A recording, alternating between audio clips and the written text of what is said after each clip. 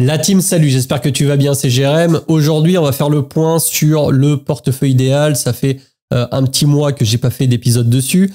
C'est un portefeuille que j'ai commencé le 23 juin 2024 en m'appuyant sur une hypothèse assez simple qui est que si je trouve les entreprises qui sont le plus représentées en portefeuille institutionnel, alors on va partir du principe que les analystes sont arrivés à un consensus de décision d'achat. Et moi, j'achète tout simplement ces entreprises-là dans l'ordre. Alors, je te refais pas toute l'histoire. Tu as la playlist avec tous les épisodes disponibles sur ma chaîne YouTube.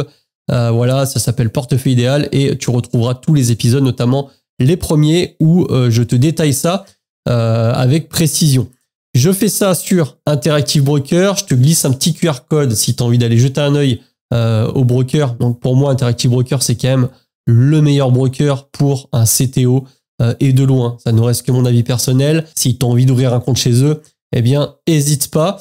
Et on se retrouve toujours avec les mêmes positions puisque, eh bien, je n'ai pas fait d'achat ni de vente. Alors, l'idée du portefeuille idéal, c'est d'acheter et de garder. Je te cache pas qu'il y a certaines sociétés qui ne sont pas dans cette fameuse liste et que j'aimerais posséder en portefeuille. Hésite pas à me dire en commentaire si tu as envie que je les achète. Même si on déroge un peu à la règle de base. Alors je sais, il y en a qui vont me dire que je change tout le temps d'avis, etc. Mais c'est simplement que au fur et à mesure de l'avancement des choses, eh bien, je me rends compte de certaines petites subtilités. Et c'est vrai que il y a des actions comme, je sais pas, GTT, Action Française pour le coup. J'en ai parlé plusieurs fois sur mes lives que j'aimerais bien avoir en portefeuille. Donc si tu as envie que je les rajoute, n'hésite pas à me le dire en commentaire. Sinon, on restera sur le portefeuille tel qu'il a été stratégiquement mis en place dès le départ. Alors, où est-ce qu'on en est du portefeuille? On en est Adobe, moins 31%. Donc, pour l'instant, Adobe, voilà, ça performe pas. On est dans un momentum négatif, mais c'est pas grave. Amazon, plus 18,3%. Broadcom, plus 25%. Coinbase. Alors, Coinbase, d'ailleurs, ça ne fait pas partie du portefeuille idéal. C'est simplement qu'il me restait une centaine d'euros à un moment donné. Et puis je me suis dit, au lieu de les laisser dormir, pourquoi pas y mettre sur une action qui a un peu le vent en poupe. Mais je t'avoue que je crois que le mois dernier, Coinbase en était à moins 15% de valo. Et c'est bien remonté puisque actuellement je suis à plus 11,5%. Mais bon, sur une ligne qui pèse 130 $. Donc autant te dire que c'est rien. On a Google, donc Alphabet, plus 5,69%.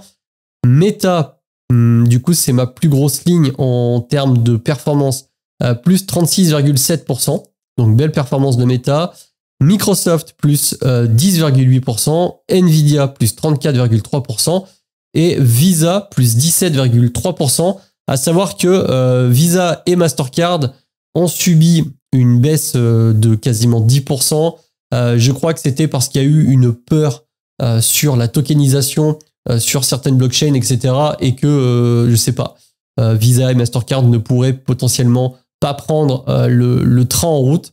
Bref, c'est pas très grave. Visa, Mastercard, ce sont des sociétés, je trouve, qui sont assez exceptionnelles, avec des marges hyper élevées. Alors là, je te repasse pas en détail chaque société, mais quand j'ai sélectionné les sociétés, voilà, je t'ai mis tout ça dans le screener et ça permettait à l'instant T de voir où est-ce qu'on était les sociétés. Alors, ce qui se passe, c'est que là, je n'ai pas du tout fait de due diligence sur les actions en cherchant des actions sous-valorisées. J'ai vraiment pris la liste telle que je te l'ai présentée en tout cas sur les premiers épisodes et j'ai acheté les actions dans l'ordre de cette liste. Alors pour l'instant, ça fait quelques mois que j'ai pas racheté. Pourquoi? Parce que je préfère mettre ma trésor sur des ETF à côté. Mais c'est vrai qu'il y a 2-3 sociétés que j'aimerais rajouter en portefeuille, mais malheureusement, elles ne font pas partie de la liste. Donc, à toi de me dire ce qu'on fait pour ce portefeuille-là. Alors, au niveau des performances du portefeuille, il y a une chose très intéressante qu'on va observer. Comme tu peux le voir, ça nous dit que le profit and loss non réalisé est de 540,35 $. Donc ça, c'est vraiment en soustrait la moins-value d'Adobe. Et vu qu'on est en plus-value sur toutes les autres lignes, eh bien, ça va nous donner 540,35 $. Pourtant, quand je vais dans performance et quand je mets mon portefeuille depuis un an en comparaison avec le S&P 500, eh bien, ça nous dit que mon portefeuille est à moins 0,62% pendant que le S&P 500 est à 13,7%. Et là, tu vas peut-être te poser la question du comment ça se fait que tu sois en performance négative alors que juste avant, tu m'as dit que tu avais une plus-value latente de 540 $. Eh bien, pour la simple et bonne raison que ta paire USD-euro, donc dollar-euro, a bien corrigé avec Trump, passant globalement de 0,97 à 0,84, ce qui fait une baisse de moins 13% quasiment. Et étant donné que moi, j'ai fait des apports en euros sur ce portefeuille et que j'ai acheté des actions en dollars, mathématiquement, j'ai une performance qui sera moindre à cause de la paire USD-euro. Tu peux le voir, hein, j'ai un suivi Google Sheet où je marque absolument tout. Donc là, on est bien sur le portefeuille idéal IBKR. Start, donc démarrage du portefeuille le 23 juin 2024. Ça fait un petit peu plus d'un an que je l'ai. Investissement total, 4 000 €. Valorisation totale en euros, 4 165 €. Ça nous donne une performance TWR de moins 6,26 et une plus-value de 165 € par le calcul des plus-values pures. Et on le voit bien ici, voilà, la liste de tous les apports que j'ai fait et la valorisation le dernier jour de chaque mois à la clôture. Donc, je te dirais que par rapport à ce portefeuille, bon, pour l'instant, voilà, comme on l'a vu, ça performe, à part Adobe qui est sur une performance négative, mais c'est pas grave parce que je trouve que les fondamentaux sont plutôt corrects. Maintenant, il faudra voir si Adobe arrive à prendre correctement le virage de l'IA, on en a déjà parlé la dernière fois, mais toutes les autres sociétés performent plutôt pas trop mal. Je vais sortir Coinbase à un moment donné et je verrai ce que je rachète. Et vraiment, j'ai envie d'acheter certaines sociétés qui ont des fondamentaux vraiment très solides. Parce que là, voilà, ça sera la deuxième partie de la vidéo, mais là, je m'appuie exclusivement sur une liste de sociétés déterminées dès le départ.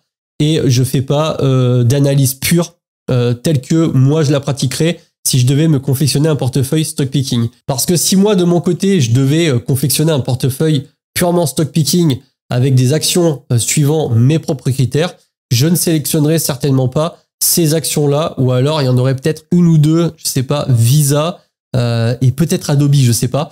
Mais je m'appuierai pas sur les mêmes critères. Là, les actions sont pour la majorité assez surévaluées, même s'il y a un pricing qui est fait dans le futur, surtout sur les grosses boîtes comme, je sais pas, comme Google, comme Meta, comme Microsoft, Nvidia, Amazon, des boîtes qui sont pleinement actives sur l'IA avec beaucoup de capex, donc de recherche et développement sur tout ce qui concerne l'intelligence artificielle. Mais c'est vrai que il n'y a pas trop de marge de sécurité à la moindre mauvaise nouvelle. C'est des titres qui peuvent fortement décoter. Moi, de mon côté, j'avais déjà fait un portefeuille value sur de la small cap, que j'avais appelé small cap value.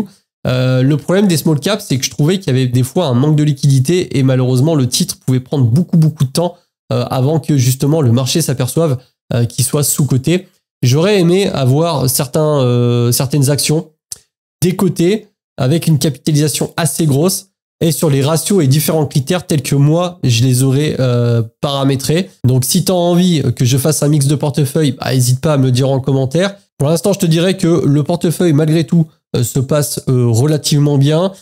Qu'est-ce qu'on observe sur les indices, par exemple le Nasdaq 100 et puis même le S&P 500? Quelque chose d'intéressant, il y a un croisement qui a été fait, tu vois, le 23 juin, donc c'était il n'y a pas si longtemps que ça, entre la moyenne mobile 200 périodes et la moyenne mobile 50 périodes qu'on appelle Golden Cross. N'hésiteras pas à aller te renseigner sur Internet pour voir ce que c'est. Globalement, ça voudrait dire, à prendre avec des pincettes, que potentiellement on rentrerait sur une phase haussière, c'est ce qui explique peut-être la hausse du marché. C'est également le cas, et ça vient d'arriver sur le SPX, donc le S&P 500. Donc j'ai envie de te dire, à voir un petit peu ce que ça donne. N'hésite pas à liker la vidéo si tu as aimé. Et moi, je vais te laisser avec cette petite vidéo qui est le suivi du PEA, parce que je fais pareil sur mon PEA, sur une stratégie leverage. Donc, n'hésite pas à me donner ton ressenti. Je te dis à la prochaine, c'était Jérém. Salut!